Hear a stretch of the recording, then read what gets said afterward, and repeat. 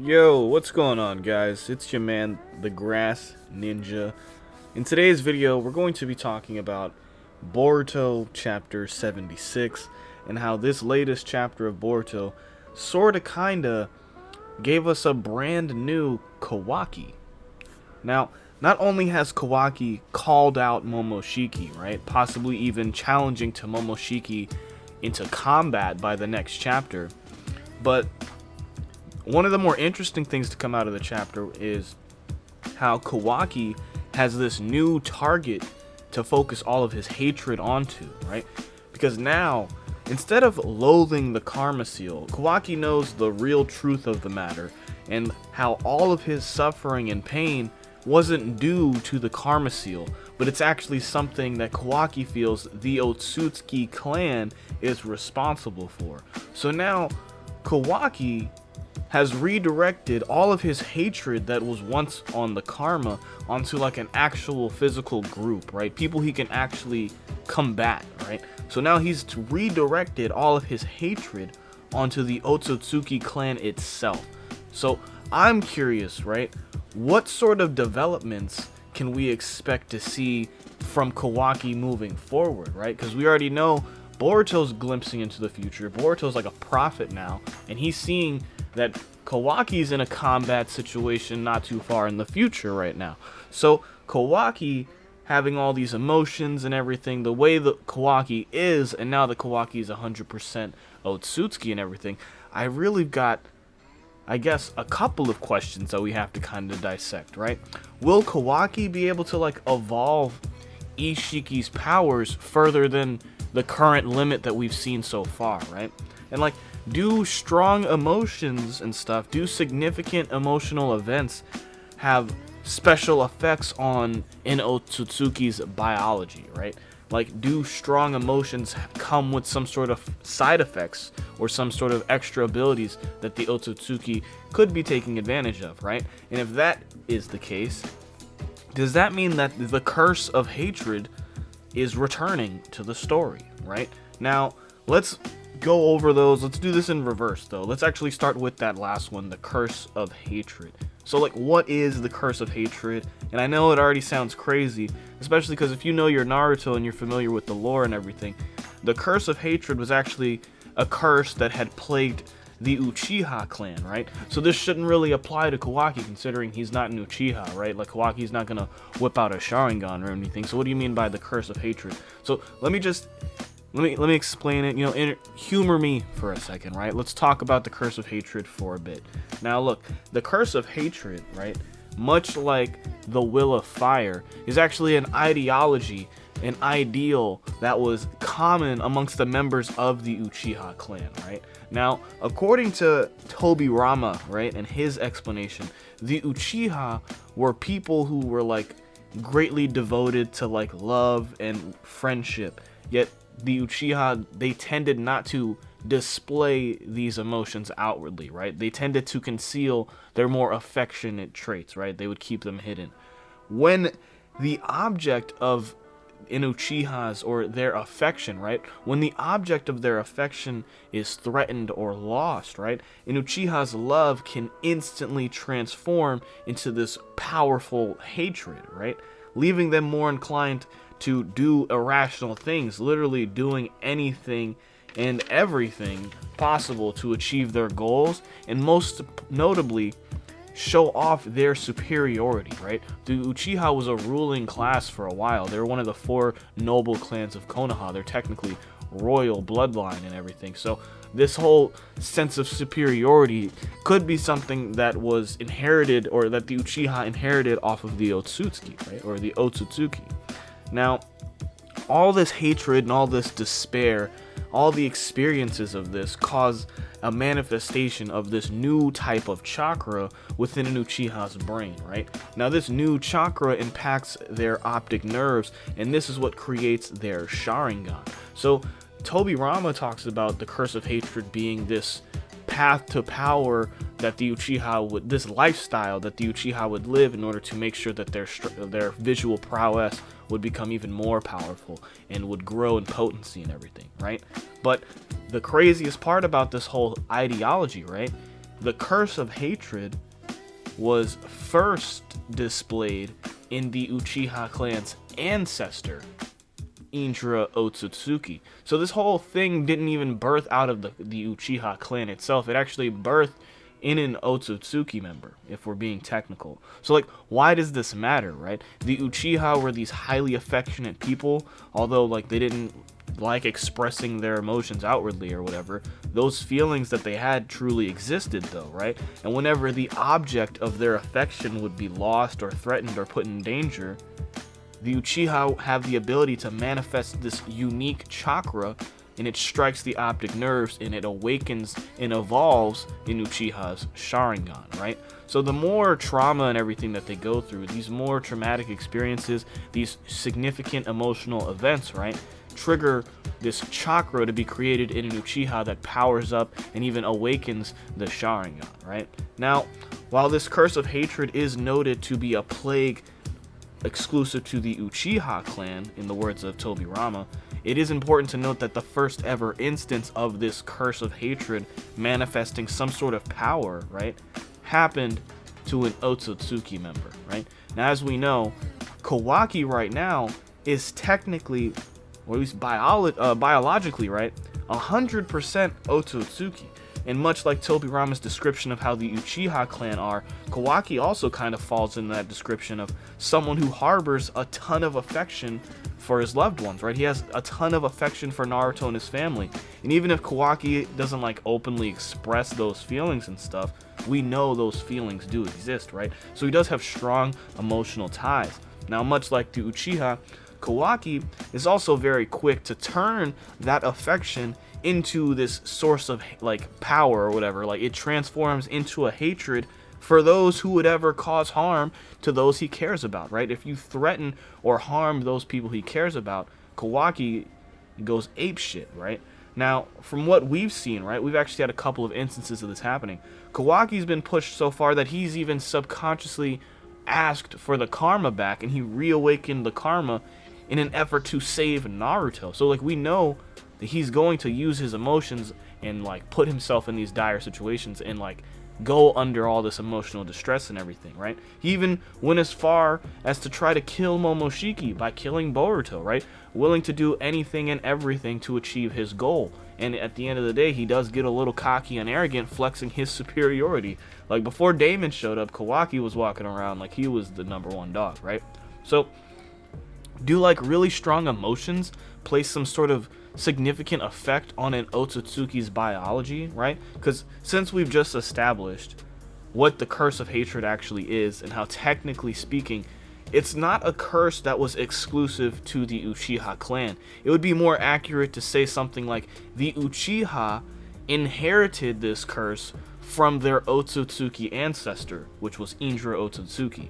Now, if we look into Indra, we can try to and like answer the question, do strong enough emotional experiences have some sort of special effect on an Otsutsuki, right? Because if we look at Indra, right? Indra Otsutsuki, when he felt the curse, or when he felt the effects of the curse, right? This happened when Indra's father, the Sage of Six Paths, was on his deathbed. He was basically left with his two options. He had to choose which of his two sons was going to carry on his legacy. Now, the sage ultimately selected Ashura, as we all know, which is when Indra became overwhelmed with these feelings of anger and jealousy. And then once he was manipulated and tempted by Black Zetsu, we see Indra goes on the offensive, and he actually tries to launch an attack on Hagoromo and Hagoromo's estate, and he basically combats the idea of Ninshu, right?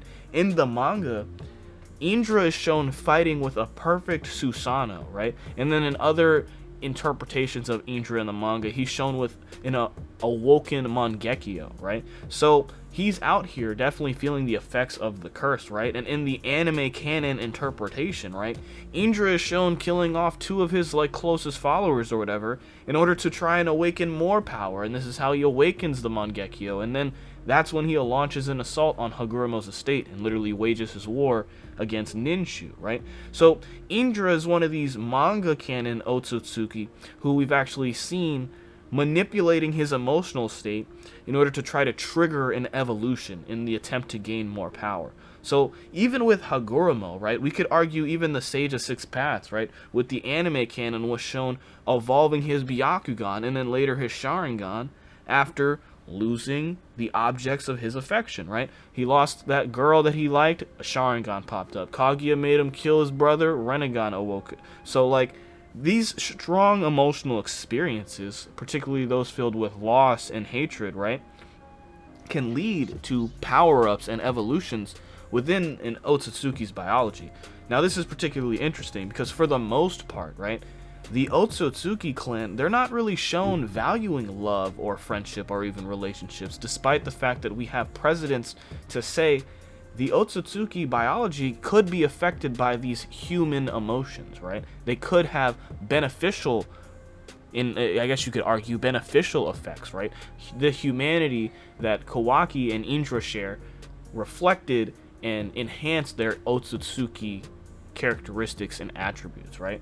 So it's kind of crazy because Kaguya describes like she describes Momoshiki and the whole main branch of the Otsutsuki as unable or incapable of love, and as if like that entire concept of like love and friendship or relationship is foreign or beneath them, right? Now this is actually wild because just like the Uchiha clan, right, the Otsutsuki clan also resort to doing like anything and everything in order to achieve their goals, right? And they also have a superiority complex because they love to flex their superiority even amongst themselves, right? Like the whole Otsutsuki creed is to become the strongest until you become a peerless deity, right? So like even flexing how many chakra fruits you have is a way to flex their superiority. So it's definitely a thing that the Otsutsuki clan have, although this usually comes in the form of like, you know, divine trees and world domination and evolving by eating chakra fruits and stuff, as opposed to like killing your brothers to evolve your Sharingan.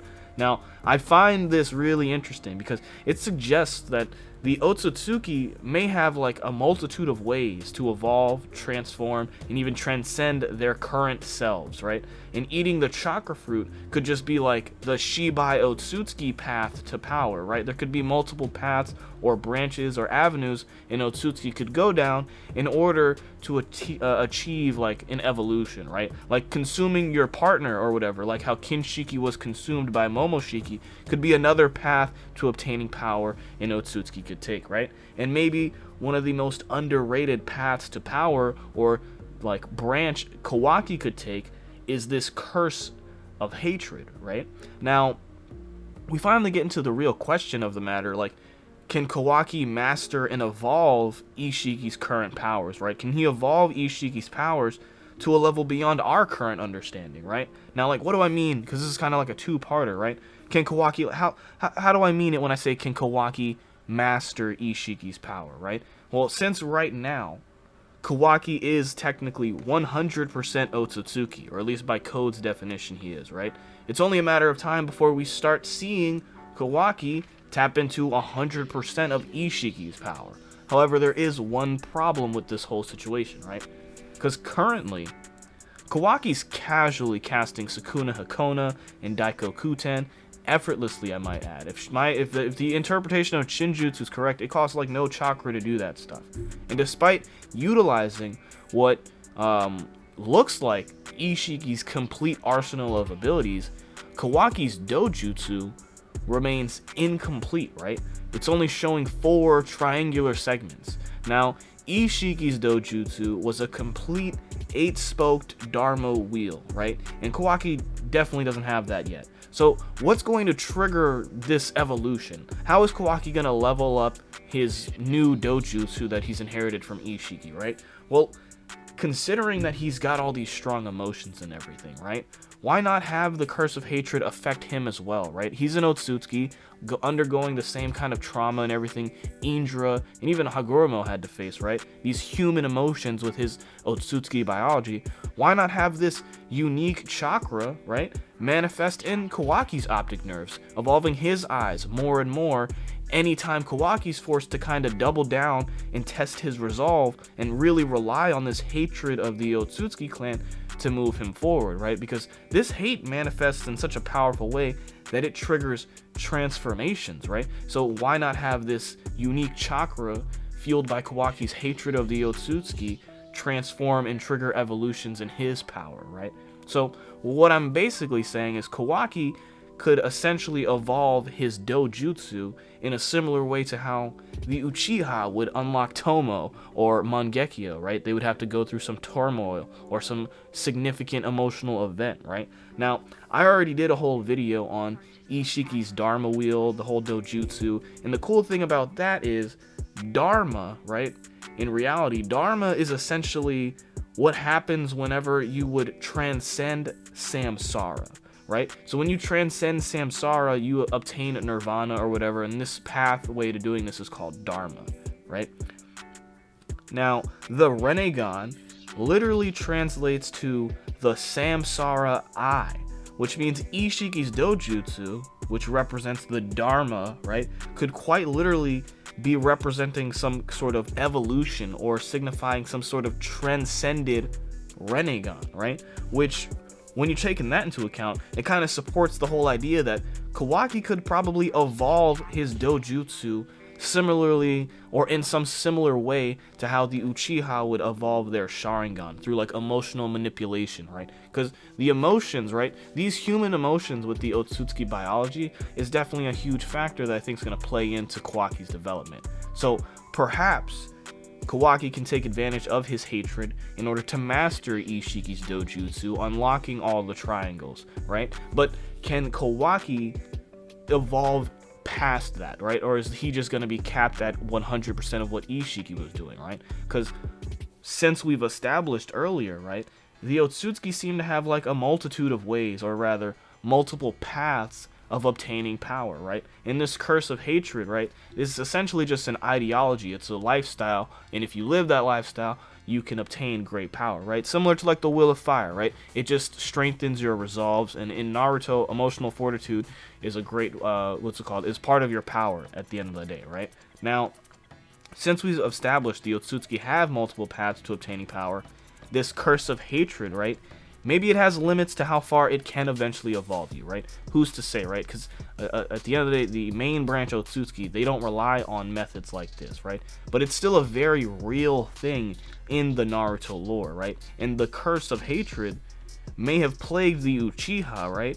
But it all started with Indra Otsutsuki, right? So it's not exclusive to them, right? And arguably, the whole, like, the Sage of Six Paths himself experienced this whole curse of hatred thing, right? So to answer the question, right, can Kawaki evolve Ishiki's powers beyond their current limit? I think it's absolutely possible, right? 100% I think Kawaki can evolve it, but that's because there's many different routes that we've seen the Otsutsuki take to obtain more power, right? Like, Momoshiki has a whole transformation, right, exclusive to him and everything after absorbing Kinshiki, and then Urashiki kind of has something similar.